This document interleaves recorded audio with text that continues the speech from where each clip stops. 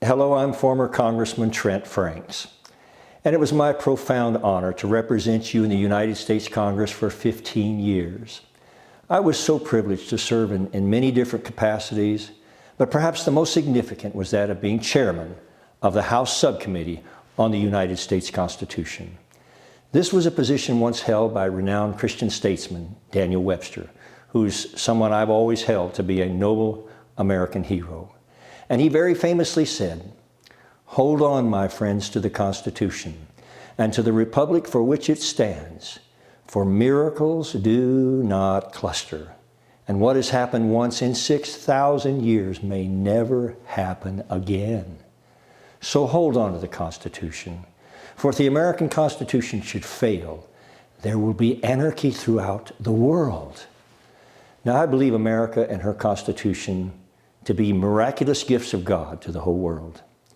And I'm seeking to return to Congress because I believe, like so many of you, that the survival of the American Constitution and the very rule of law itself is now at stake. It crushes my soul to witness this insane ideology of woke stupidity and Marxist anarchy casting a dark shadow across America. And when I see this evil weaponization of government becoming the primary political tactic of Joe Biden and all of the other left-wing lunatics across the country, whether it's against Donald Trump or anyone else, it enrages me. The lunatic left has become devoid of conscience, and they have lost their minds. And I've tried to prepare myself for the personal smears or sensationalist attacks the left-wing media or my opponents may have in store for me in this campaign. It's never easy to ignore them, but it's happened in every political race I've ever had. So the best I know how, without attacking my opponents personally, I'm just going to try to do as I've always done, and that is to stick to the issues and tell you, the voters, what I truly stand for, with the hope that you will do what you've always done, and that is to consider the critical issues and my voting record carefully and make the best decision for this country. And to those of you who have supported me and voted for me in the past, may I genuinely just thank you. You were there for me, and I was there for you. And together, we truly made a difference for this country. Consider all the things we got done together, whether it was in the areas of national security or nuclear missile defense or border protection legislation or fighting jihadist terrorism or standing with Israel or protecting the innocent or guarding parents' rights or school choice, getting the right justices on the U.S. Supreme Court, or adoption or victims' rights or economic growth, or protecting veterans and seniors, or protecting the Constitution and your constitutional rights, or so many other things.